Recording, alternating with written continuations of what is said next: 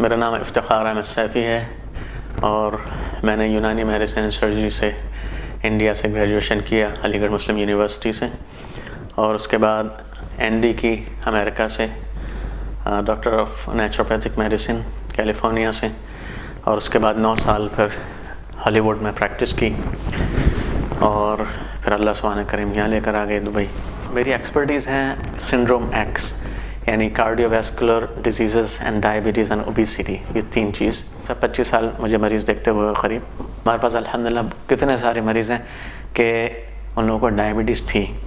इस मेरी बात को सुनकर डॉक्टर्स को थोड़ा सा ताज्जुब होगा और से, यानी कि मैंने हो सकता है कुछ ऑब्जेक्ट भी करें, लेकिन कितने मेरे पास मरीज़ अल्हम्दुलिल्लाह इनको डायबिटीज़ थी। अभी कोई डायबिटीज़ मेडिसिन की ज़रूरत नहीं है उन्हें, और हमने उनको ऑब्ज़र्व किया है ना। खुद मुझे अल्लाह हम सब की हिफाज़त फरमाए, आपसे दुआ की दरख्वास्त है। आज से करीब 10 साल पहले तक डायबिटीज़ थी, और अल्लाह का एहसान है, अल्लाह का शुक्र है, अल्हम्दुलिल्लाह अभी नहीं, अल्लाह का एहसान है। तो तरतीब सही करने की ज़रूरत है। अच्छा, खाली इल्म से भी कुछ नहीं होगा, इल्म नॉलेज तो मुझे पहले भी थी, लेकिन अमल थोड़ा सा उसके ऊपर अमल करना पड़ेगा कुछ चीज़ों के ऊपर, और अल्लाह से मांगना भी है, इंशाअल्लाह सदका कुरान भी है साथ में। तो मेरे पास बड़े सीरियस पेशेंट आए। मैं आपको और बात बताऊँ, यानी मेरे पास एक पेशेंट आए, उनकी 9 जो HbA1c थी 9 थी, कोई दवा भी नहीं ले रहे थे, और थोड़ा सा होता है डिनाइल, एक आदमी का कहता नहीं मैं तो आई एम फिट। तो मैंने उनके टेस्ट करवाया, मैंने कहा उसके बाद मैं आपसे बात करूँगा। पहले टेस्ट हमारे सामने होता है, इसको मरीज़ को फिक्र भी होती है थोड़ी सी, इसलिए करवाते हैं, फिर फॉलोअप भी करना होता है। तो वो टेस्ट के लिए भी तैयार नहीं थे, बड़ी मुश्किल। मैंने कहा मैं आपको ट्रीटमेंट नहीं कर सकता, मुझे ये चाहिए। तो उनका 9 आया, देखा, फिर मैंने उनको, वो जो लैब वाले थे उन्होंने भी थोड़ा सा उनको समझा दिया, तो थोड़े डरे हुए मेरे पास आए कि डॉक्टर साहब मुझे तो पता नहीं था इतनी शुगर हो रही है ये। फिर मैंने उनको कहा कि देखिए आपको दवा की भी ज़रूरत पड़ सकती है, मैं दवा नहीं लूँगा, मैं हरगिज़ नहीं लूँगा। तो मैंने कहा अच्छा ऐसा है। फिर आगे कुछ दिन के लिए मैं आपको बताता हूँ, 3 हफ्ते का सिर्फ प्रोग्राम है। अगर ये आप काबू में चीज़ें नहीं आ रही हैं, फिर आपके लिए दवा है, लेकिन आपको 3 हफ्ते के लिए सिर्फ ट्रायल है। तो ठीक है आप बताइए, मैं करूँगा। मैंने उनको पूरी तरतीब समझाई, जो मैं आपको बता रहा हूँ कि ये सैलड है, और फिर स्टीम सैलड है, उसके साथ ये गोश्त खा सकते हैं, चिकन खा सकते हैं, फिश खा सकते हैं, कम खाना है, और पूरी तरतीब जो ये सब मैंने उनको बताई। फिर मैंने उनसे कहा कि कभी कभी बहुत से मरीज़ों के साथ सीरियस होना पड़ता है, ईजी लेते हैं बहुत से मरीज़। तो मैंने कहा कि मुझे ये सारी चीज़ चाहिए, लेकिन मुझे हर खाने की तस्वीर चाहिए आपने जो खाए, और 1 हफ्ते, आप 3 हफ्ते के बाद, यानी कि आप 1 हफ्ते के बाद मुझे मैसेज करेंगे, ईमेल करेंगे, फिर 2 हफ्ते के बाद, 3 हफ्ते के बाद, और मुझे आपकी तस्वीरें भी चाहिए, और आप ये 4 टाइम अपने ब्लड शुगर को यानी चेक करेंगे, उसकी रीडिंग मुझे चाहिए। और मुझे आपकी जो आपने ये जो खाना खाएंगे ना, तो उसकी मुझे आपका हाथ रख कर तस्वीर चाहिए। ये बहुत से लोग डाउनलोड करके मुझे दिखाते थे पहले, है ना, सैलड दिखा दी और डाउनलोड करके डॉक्टर साहब ये खा रहा। तो मैंने कहा आपका हाथ मुझे मालूम है, आप अंगूठी वाली पहनते, ठीक है। तो मैंने उनके ऐसे करके फिर माशाल्लाह उन्होंने किया। अच्छा, जब उन्होंने शुरू में जो रीडिंग ली, तो कोई रीडिंग उनकी 300 से कम नहीं थी, 300 या 400 के बीच में थी। तो खुद परेशान हो गए देख के। उसके बाद अल्हम्दुलिल्लाह 3 हफ्ते के अंदर अंडर 200 हो गई उनकी शुगर, विदाउट एनी मेडिकेशन। माशाल्लाह उसको काफ़ी अर्सा हो गया इस बात को, माशाल्लाह he is fine without medication. लेकिन अब उनको पता चल गया कैसे खाने की तरतीब है। तो ये जो हमारा खाने का एक अंदाज़ है, ये लाइफ लॉन्ग स्ट्रैटेजी है, और यही बेहतरीन है। ये कोई हम परहेज़ी खाना थोड़ी खा रहे हैं, एक्चुअली खाना यही है हमारा। ऐसा सब जो कन्वेंशनल ईटिंग बिहेवियर है हम लोगों का, हम समझते हैं कि हम बेसिकली खाने का ही। और देखें कभी कभी लोग मुझसे कहते हैं यार डॉक्टर साहब नेमत है आप बंद कर रहे हैं। तो मैं कहता हूँ नेमतें सर आपकी खुलने वाली हैं अभी, यहाँ हम तो रोटी चावल उसी गर्द गर्द घूम रहे हैं। अल्लाह की इतनी सारी चीज़ें महरूम है उस चीज़ से। ये सब चीज़ें एंजॉय करिए, सब चीज़ें खाइए, सब फ़ायदा होगा। तो अब इसमें करने की जो चीज़ें हैं, खाना, सोना और थोड़ी फिज़िकल एक्टिविटी। अब उसमें तरतीब कैसे बनाई जाए खाने की, लेकिन मैं आपको एक थोड़ा सा मैं ये बताना चाह रहा हूँ कि ऐसा प्रोग्राम डूएबल, सस्टेनेबल, जिसको हर आदमी कर सके, वो मैं आपके सामने कर रहा हूँ। अच्छा, मैं थोड़ा सा डिस्क्लेमर पहले से इसमें रख दूँ कि कोई अगर दवाएं लेता है पहले से, तो दवा छोड़े नहीं सिर्फ मेरे इस डिस्कशन की वजह से। अपने डॉक्टर से यानी रब्ता करें, उसके साथ शेयर करें अपनी बातों को, और फिर देखें कैसे क्या करना है तरतीब, और डॉक्टर को फॉलो करें। यानी ये चीज़ें करने की ऐसा ही बिल्कुल इसको फॉलो करना है, लेकिन थोड़ा सा इसमें ऐसा नहीं कि फ़ौरन बस मेरे भी डिस्कशन सुना और अपने एकदम सब दवाएँ छोड़ दी, ऐसा नहीं। अब खाने की जब हम बात करते हैं फूड, तो इसमें कुछ फैक्टर्स हैं। सबसे इम्पॉर्टेंट फैक्टर खाने में ये है कि खाने की क्वांटिटी कम की जाए। देखें कितना भी अच्छा खाना है, अगर ये मेरा देखिए रूल नंबर 1 है, इसको आप डिस्कशन तो और भी आगे कुछ चीज़ों का होगा, क्या खाना है क्या नहीं खाना, लेकिन इस रूल को प्लीज़ जहन में रखिए और इसको मत बोलिए, यानी कि हर जगह अप्लाई होगा। खाने की क्वांटिटी कम हो, खाना हम कितना भी अच्छा खाएं, super duper green from rain forest of Amazon, लेकिन अगर क्वांटिटी ज़्यादा है it is not good for us, simple is that. अच्छा, खाने की क्वांटिटी कम। देखें हमारी क्लास हो रही थी जब मैं अमेरिका में पढ़ रहा था, तो हमारे प्रोफेसर दाखिल हुए हमारी क्लास में और आते ही उन्होंने हमसे कहा कि सब स्टूडेंट्स ऐसे करें, ऐसे यूँ करके, आप लोग भी करिए ऐसे। 1 मिनट के लिए मैं आपको बताता हूँ क्यों ऐसे। फिर उन्होंने कहा कि ये आपके यानी हर किसी शख्स का अपना मैदे का साइज़ है, ये यानी ये मेरे मैदे का साइज़ है, आपके हिसाब से ये आपके मैदे का साइज़ है। तो क्या मतलब इतना सा, हम लोग खाते कितना, इतना सारा खाते हैं, है ना। तो हमारा एक स्टूडेंट है, उसने सवाल किया कि सर हम लोग तो ज़्यादा खाते हैं, फिर जाता कहाँ है वो का। तो उन्होंने कहा कि हमारे ये जो गैस्ट्रिक पाउच है, मैदा है, ये स्ट्रेचेबल है, थोड़ा एक्सटेंड हो जाता है। तो लेकिन उन्होंने कहा कि स्ट्रेच तो हो जाता है, लेकिन इसके अंदर जो गैस्ट्रिक ग्लैंड्स हैं या एंजाइमेटिक जो सेक्रेशंस हैं वो लिमिटेड है, वो इस खाने के जो पाउच है ना उसके हिसाब से बने हुए। तो हम जब खाना ज़्यादा खाएंगे तो क्या होगा कि वो एंजाइम्स तो उतने लिमिटेड निकलेंगे, तो हमारे डाइजेस्टिव सिस्टम के ऊपर बुरा असर पड़ेगा, उसको पूरा डाइजेस्ट नहीं कर पाएंगे। तो हमें यानी इसका ख्याल रखना है कि इतने हमें खाना खाना। अच्छा, फिर उन्होंने क्या कहा, उन्होंने कहा कि नहीं अभी थोड़ी सी जगह और छोड़ो। क्यों? उन्होंने कहा कि भाई ये जो एंजाइम्स गिरेंगे जो उसको डाइजेस्ट करें खाने, वो भी तो इसी पाउच में करने हैं, तो leave some place for that also, some space. अच्छा, उसके बाद उन्होंने क्या कहा कि नहीं अभी थोड़ी सी और जगह छोड़ो, इसलिए कि खाना ये it's like a churning machine, जो घूमता है ना खाने से, थोड़ा सा उसमें पेरिस्टाल्टिक मूवमेंट्स होते हैं और उसको थोड़ा कहने उसके लिए थोड़ा तो रूम छोड़ो, एकदम टाइट हो जाएगा तो फिर कैसे। तो इस तरह उन्होंने कहा। तो मुझे अल्लाह के रसूल सल्लल्लाहु अलैहि वसल्लम की हदीस याद आ गई कि आपने कहा पेट के 3 हिस्से करो, है मैदे के 3 हिस्से करो। तो वही वाली वो खाने कौन कौन से जिससे इंसुलिन का सिक्रेशन ज़्यादा होता है। नंबर 1 शुगर, वो तो हम सबको पता है। नंबर 2 कौन सा है? वीट। Number 3 rice. फिर बाकी जितनी भी और चीज़ें हैं, यानी उसमें मीठी चीज़ें जितनी भी आती हैं, फलों के ज़रिए भी हैं, ये सब चीज़ें उसमें। लेकिन देखें वीट, मैं आपको और एक मज़ेदार बात बताऊँ। हमारे एक प्रोफेसर से जब मेटाबॉलिक डिसऑर्डर्स की हमारी क्लास चल रही थी अमेरिका में, तो 3 जार लेकर आए अपने साथ, ग्लास के जार थे। 100 ग्राम एक में शुगर थी, दूसरे में 100 ग्राम राइस थे अनकुक्ड, और तीसरे में 100 ग्राम व्हीट फ्लावर था, आटा। उन्होंने हमसे ये सवाल किया कि अगर किसी को डायबिटीज़ है या कोई ओबीज़ है, वज़न कम करना चाहता है, तो इसमें से कौन से खाने उसको छोड़नी चाहिए, कौन सी चीज़ छोड़नी चाहिए? तो जाहिर सी बात है सबने कहा शुगर, ठीक है ना। फिर उसके बाद उन्होंने कहा तीनों, ऑलमोस्ट ऑल सेम। आपको ताज्जुब होगा ये बात कि मैं कभी यहाँ लेक्चर भी देता हूँ डॉक्टर्स में, और तो अक्सर जो है डॉक्टर्स मुझसे सवाल करते हैं, मैं उनसे कहता हूँ कि तीनों चीज़ें बराबर हैं तकरीबन। फ़र्क है, लेकिन कितना फ़र्क है मैं आपको बताता हूँ। देखें 100 ग्राम अगर आप शुगर लेंगे तो उसमें करीब 18 चम्मच ग्लूकोज है। यानी देखिए शुगर भी कन्वर्ट ग्लूकोज में होगी बॉडी में, आटा जो है ये भी ग्लूकोज में कन्वर्ट होगा, राइस भी ग्लूकोज में कन्वर्ट, एंड प्रोडक्ट ग्लूकोज। जब आप शुगर लेंगे ये कन्वर्ट होगी ग्लूकोज में 100 ग्राम, तो करीब 18 चम्मच शक्कर बन 18 से 19 बनेगी। जब आप आटा होगा तो ये करीब 15 से 16 चम्मच, बल्कि अगर वो वाइट फ्लावर है तो 17 चम्मच, यानी 16-17 चम्मच शक्कर हुई। चले आप 15 से 16 मान लिए, सेफ। अच्छा, राइस 15-16, 2 से 3 मैक्सिमम 3 बल्कि 2 चम्मच का सिर्फ फ़र्क है शक्कर में प्योर में और आटे या चावल में के अंदर। हमें मालूम है कि हम 1 चम्मच, खासतौर से इसको डायबिटीज़ है, 1 चम्मच चाय में तो बेचारा पीता नहीं शक्कर है ना। और वो जो है अगर 100 ग्राम आटे की रोटी बनी हुई है तो उसमें 15 चम्मच 16 चम्मच शक्कर खा रहे। और चावल की एक सेशन में हम मिसाल करूँ 150 ग्राम के चावल है, आप सोचें कितने होंगे? 21 चम्मच, 22 चम्मच, 23 चम्मच, कितने हम रोटी खाए थे। डायबिटीज़ डे पर एक मेरा लेक्चर था, तो उसमें किसी ने मुझसे सवाल किया, ब्रेक में एक डॉक्टर थी, उनके शौहर भी डॉक्टर हैं। उन्होंने मुझसे कहा, ब्रेक था, शायद लेक्चर का टॉपिक पहले दूसरा था, उन्होंने कहा मेरे शौहर को डायबिटीज़ है, वो साउथ इंडिया की थी, और मैंने उनको क्या करूँ, उनको तो कंट्रोल भी नहीं, यानी आउट ऑफ कंट्रोल उनकी डायबिटीज़ है। तो मैं क्या खाती हूँ मुझे थोड़ा सा ये बताइए। उन्होंने कहा हम लोग साउथ इंडिया में चावल खाते हैं, वो मैंने बंद कर दिया, रोटी देना शुरू कर दिया है। तो मैंने कहा होल व्हीट दे रही होंगी आप, क्योंकि एक होल व्हीट को एक बहुत बड़ी चीज़ समझ कर आदमी जो है ना तो सोचता है कितनी भी खा लो होल व्हीट, है ना। तो उन्होंने कहा कि हाँ बिल्कुल डॉक्टर, होल व्हीट घर का बना हुआ। मैंने कहा ये बताइए कितनी रोटी खाते हैं?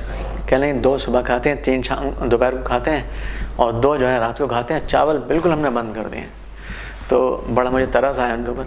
तो मैंने कहा अच्छा, तो डायबिटीज़ ठीक नहीं हो रही है? क्या नहीं ठीक नहीं? तो मैंने कहा इस अंदाज से तो मुझे नहीं लगता कि ठीक होगी, वजह क्या है? तो मैंने उनसे ये पूछा कि आप ये बताइए कि आपके 1 किलो आटे में कितनी रोटियां बनती हैं, आप बनाती हैं खुद? तो उन्होंने एक अंदाज़ से कहा शायद 16 रोटियाँ बनाती होंगी। तो मुझे ऐसा याद नहीं है नंबर्स। तो मैंने कहा अच्छा 16 को आप कन्वर्ट करिए। 16 का मतलब है शायद 70 ग्राम की रोटी बनी हुई होगी, है ना, 70 ग्राम। देखिए मैंने आपसे जैसे कहा 100 ग्राम आटे के अंदर करीब 16 चम्मच शक्कर, ठीक है। अब 70 ग्राम के आधे कितने होंगी? 12 चम्मच, 11-12 चम्मच शक्कर, ठीक है ना। अब वो 7 रोटी खा रहे हैं, ठीक है ना, 7 रोटी खा रहे हैं। 70 ग्राम की अगर रोटी है 490 ग्राम्स हो गए ना, समझ गए ना। आप 400 ग्राम समझ लें, ठीक है ना। आप 350 ग्राम समझ लें वो रोटी खा रहे हैं रोज़ाना, ठीक है ना। अब आप अगर 400 ग्राम है मिसाल के तौर पर, आप मल्टीप्लाई करिए कितने चम्मच शक्कर, यानी आराम से अगर आप उसको 350 भी माने, 300 यानी 50 चम्मच के शक्कर, 45 to 50 teaspoon a day this gentleman is eating every day and he expects his sugar to go down. समझ ना, इतनी अगर कोई खा रहे हैं इतनी सारी चम्मच शक्कर के, तो कैसे ग्लूकोज के, तो कैसे डायबिटीज़ सही होगी।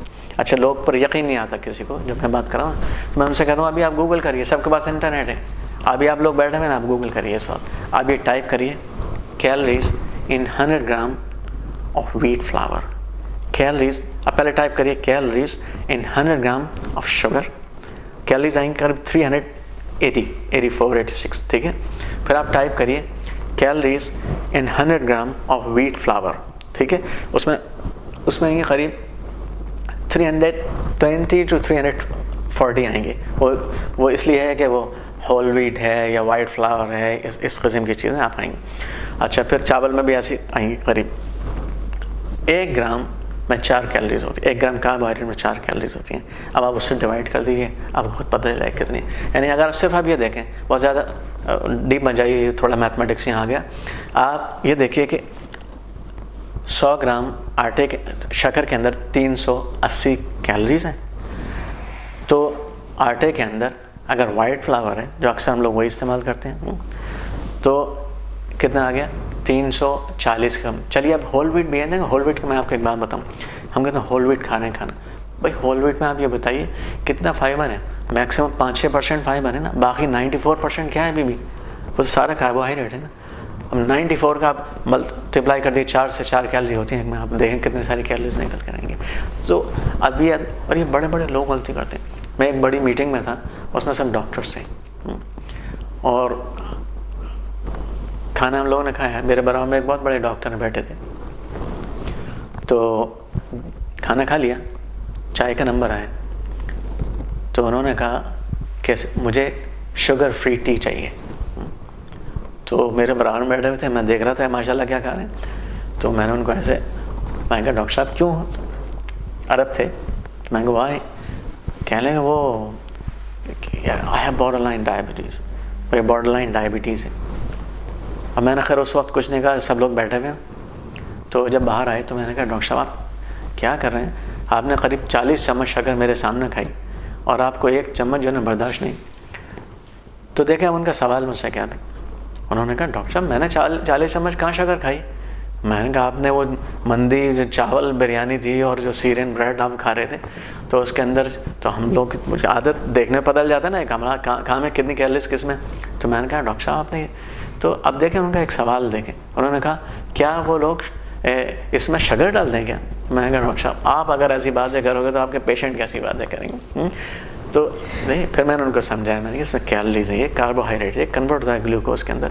देखें तो ये जो चीज़ है इतना सोचता नहीं असल में आदमी, अगर सोचा तो जाहिर सी बात है डॉक्टर उनके समझ में आ जाएगा। तो ये हम लोग इतनी इतनी रोटियाँ, इतनी इतनी शुगर रोज़ाना, यानी 50 एवरेज चम्मच, यानी 40 से 50 एवरेज चम्मच शक्कर हम लोग रोज़ाना खा रहे हैं। तो अब बताइए हमारी डायबिटीज़ का क्या हाल होगा। अच्छा, एक और बात मैं आपको बताऊँ, ये बहुत इंटरेस्टिंग है, इसके ऊपर भी डॉक्टर्स काफ़ी कभी कभी तो घूर के देखते हैं मुझे, ठीक है। तो उसमें देखें, एक वक्त में हमारी बॉडी 1 टीस्पून शुगर हैंडल कर सकती है, अगर करीब 70 किलो का वजन है किसी का। कितना? मैंने बोला 1 टीस्पून शुगर, दैट्स इट। अब आप बोलेंगे हम तो इतना सारा खा लेते हैं, कुछ नहीं होता।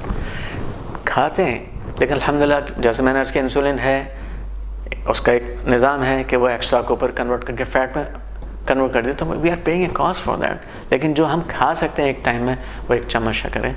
वो कैसे, मैं आपको बताता हूँ। हमारी जो शुगर का लेवल नॉर्मल कितना होता है, 80 होता है ना फास्टिंग का, 120 होता है ना बाद में, चलो उसको थोड़ा सा बड़ा भी कर सकते हैं, 140 भी कर सकते हैं, ठीक है। अच्छा, एवरेज निकालना तो कितना हो गया, 100 मिलीग्राम पर decilitre of blood, clear. 100 milligram पर डेसीलीटर ऑफ ब्लड। 1 लीटर में कितना हो गया, डेसीलीटर कहते हैं कि 1/10 ऑफ ए लीटर, यानी 100 मिलीलीटर। अब 1 लीटर अगर खून है तो उसमें 1000 मिलीग्राम, यानी 1 ग्राम, 1 लीटर खून में 1 ग्राम शक्कर, ये नॉर्मल है। अगर 5 लीटर खून है किसी के अंदर, तो फिर 5 ग्राम शुगर।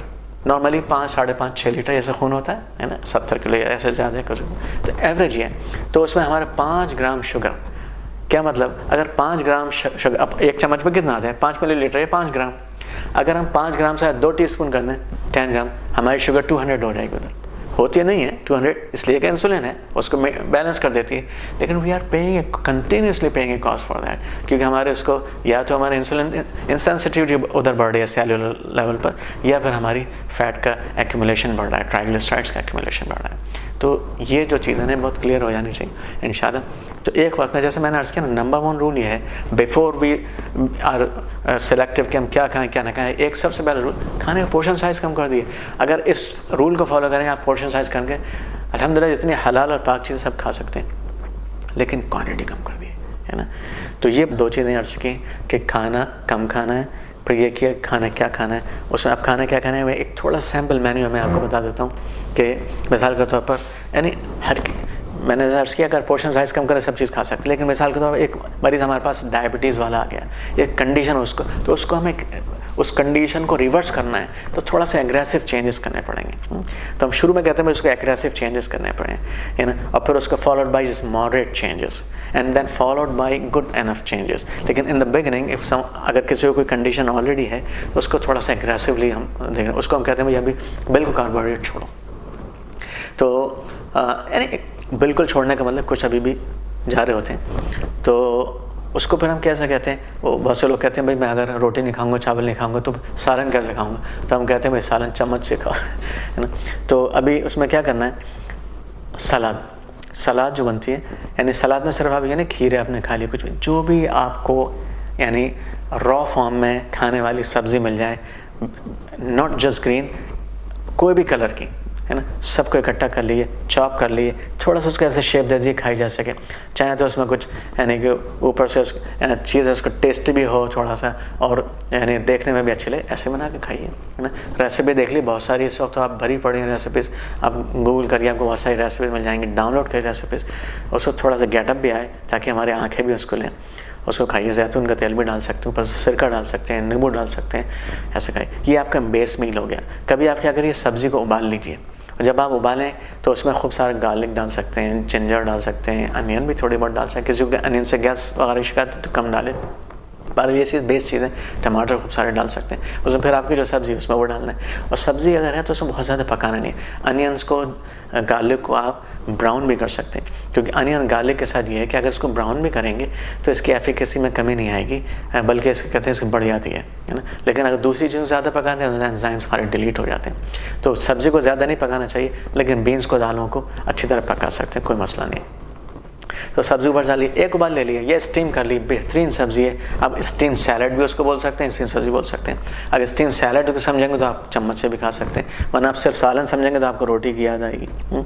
तो अच्छा, फिर क्या कर सकते हैं, अगर आप सलाद के साथ या स्टीम सैलड के साथ में आप यानी कभी कुछ प्रोटीन रख लीजिए। उसमें क्या होता है, अगर आप खाली सलाद खा रहे हैं या खाली स्टीम सैलड खा रहे हैं, वेजिटेबल खा रहे हैं, आपको आधे घंटे के बाद भूख लगेगी। क्यों? क्योंकि हमारे सैटिस्फाइड सेंटर है, यानी भूख का जो कहते हैं ना, यू आर डन नाउ, अभी खाना हो गया, उसको एक्टिवेट करने के लिए कुछ थोड़ा सा फैट या प्रोटीन की ज़रूरत होती है। तो थोड़ा सा आप उसमें मिला दें, जैसे मैंने कहा ना, आप कोई भी एनिमल प्रोटीन खा सकते हैं, आप चिकन खा सकते हैं, आप फिश खा सकते हैं, आप मटन खा सकते हैं। मैं ये नहीं कह रहा आपको रोज़ाना खाइए, ठीक है, तो एक दिन छोड़ के भी खा सकते हैं, हफ्ते में 3 बार खा लीजिए। अगर एक दिन छोड़ा तो आपने हफ्ते में ऑलमोस्ट 3 बार हो गया, यानी खाने आपके जो है ना 14 भी खाना रखें तो उसके आपको 3 खा सकते हैं, कोई हर्ज नहीं इसमें। तो इस तरह से आप खा सकते हैं, जब आपको थोड़ा प्रोटीन मिलेगा, फैट मिलेगी, फिर आपको भूख भी नहीं लगेगी, देर तक आप सस्टेनेबल फूड हो जाएगा। फिर कभी कभी आप अंडा रख लीजिए, अंडे को उबालिए आप, उसके साथ में मिला दिए सलाद के साथ में, बेहतरीन नेमत है अंडा, उसको खाइए। अच्छा, और कभी कभी आप कुछ थोड़े से आप अखरोट डाल लें, वॉलनट्स डाल लें, बादाम मिला लें उसके अंदर, है ना, इस तरह से वैरायटी कर सकते। कुछ नहीं तो चने उबाल लीजिए, काले वाले चने और बेटर देन वाइट चने। आप काले वाले चने को खूब उबाल के उसको डालें, वाइट चने भी इस्तेमाल करें, दालें इस्तेमाल करें, ये सब चीज़ खा सकते हैं। यानी जो वेजिटेरियन लोग हैं इसकी तरफ ज़्यादा ध्यान दें। तो ये इस तरह से आपके एक सस्टेनेबल और न्यूट्रिएंट रिच आपको खाना मिलेगा, और आपसे जो इंसुलिन जो स्पाइक होती है वो उसमें नहीं होगी, है ना। आपका ब्लड प्रेशर भी काबू में रहेगा, और आपकी डायबिटीज़ भी काबू में रहेगी, और आपका वेट भी काबू में रहेगा। आपके जो इन्फ्लामेटरी कंडीशन है बहुत सारी, कि ये जो खाना है ये एंटी इन्फ्लामेटरी है।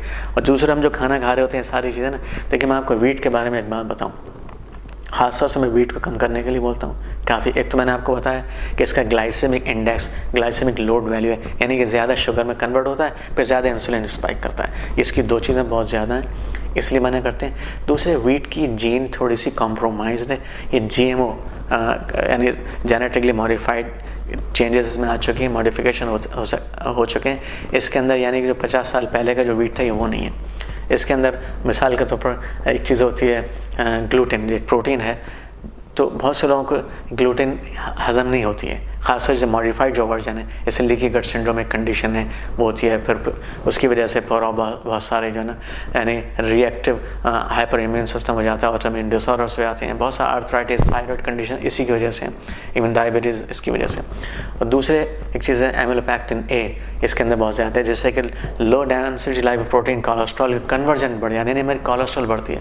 हम सोचते हैं सर फैट खा रहे हैं, फैट छोड़ देते हैं खाने के लिए, हालांकि जो चीज़ छोड़ने की है वो नहीं छोड़ते, तो यानी उससे होता है। दूसरे इसके अंदर एक चीज़ होती है ग्लाइडिन। ग्लाइडिन से क्या होता है कि ये आपको भूख बहुत ज़्यादा लगती है ना, क्योंकि इसके साथ एक फील एंड गुड मेमोरी आपके अंदर ये वीट छोड़ता है, इसलिए वीट की क्रेविंग आपने देखा बहुत ज़्यादा होती है, आदमी वीट ही खाता रहता है। तो इसलिए दूसरे ये कि जब आप वीट खाना, मिसाल का तो आपने एक बार इस तरह कार्बोहाइड्रेट रिच खाना, आपको मैंने जैसा अर्ज किया, भूख जल्दी लगेगी, इंसुलिन स्पाइक होती है, पर छोड़ना मुश्किल होता है। उसके लिए तरीका ये है कि जब आप खाना खाएं, आपने यानी स्टीम सैलड ले ली या कभी रॉ सैलड ले ली, उसके अंदर वैरायटी चेंज करते रहिए प्रोटीन्स की, फैट्स की, तो फिर आपको इंशाल्लाह वो स्पाइक जो होती नहीं होती, इसलिए आपको बहुत ज़्यादा भूख भी नहीं लगेगी, क्रेविंग भी धीरे धीरे इंशाल्लाह फिर ख़त्म हो जाएगी। और आप हफ्ते में एक दिन एंजॉय कर सकते हैं वीट को, राइस को। ये मैं बात अर्ज़ कर रहा हूँ उनको जिनको डायबिटीज़ है और सीवियर डायबिटीज़ है ख़ास तौर से। तो अब थोड़े से आप ये करें नींद के बारे में।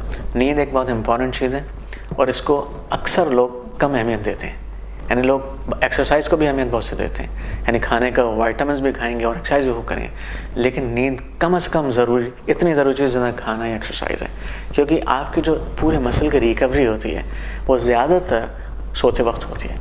और थोड़ी बहुत एक्सरसाइज मैं आपसे अर्ज करता हूँ, and walking is the best exercise, it's most sustainable exercise. हर आदमी कर सकता है, हर वक्त कर सकता है, हर जगह कर सकता है अपने हिसाब से। बहुत से लोग कहते हैं कब करूँ मैं वॉकिंग, तो वॉकिंग का या कोई भी एक्सरसाइज का कभी भी करना ना करने से बेहतर है, कभी भी करें ना करने से बेहतर है। हाँ, सबसे अच्छा टाइम सुबह का, लेकिन ना करने से बेहतर कभी भी कर लें आप कुछ ना कुछ ज़रूर, और एक्सरसाइज करें। बहुत से लोग अक्सर मुझे मालूम करते हैं, व्हाट्सएप भी करते हैं, कॉल करते हैं कि डॉक्टर साहब वो फलां चीज़ के बारे में क्या ख्याल है, आजकल उसके बारे में बड़ा सुना है, बहुत फ़ायदा करिए। कोई कह रहा है कि इंजीर को हम उसमें मिला के खाते हैं ऑलिव ऑयल के अंदर, है ना, कोई कुछ। तो सब चीज़ें बहुत अच्छी हैं, यानी इनको तो हम इनकार ही नहीं कर सकते इनके लिए, लेकिन लोग कहते हैं हमें डॉक्टर साहब फ़ायदा नहीं हो रहा। वजह क्या है कि हम ऐड करते जाते हैं चीज़ों को, हमको डिलीट नहीं करें चीज़ों का। तो जब तक डिलीट नहीं करेंगे तो फ़ायदा नहीं होगा। तो ये जो चीज़ है इसका बहुत ख्याल रखना है, बिल्कुल लो प्रोफाइल ईटिंग हैबिट्स आपकी हो जाएं, उसके साथ जो कुछ खाएंगे इंशाल्लाह आपको पूरा फ़ायदा होगा। अल्लाह आपको बेहतरीन जज़ाए खैर दे और शिफा दे, और कुरान और सदक़े का यानी उसकी पाबंदी करिए, और आपसे दरख्वास्त है मेरे लिए भी दुआ करिए।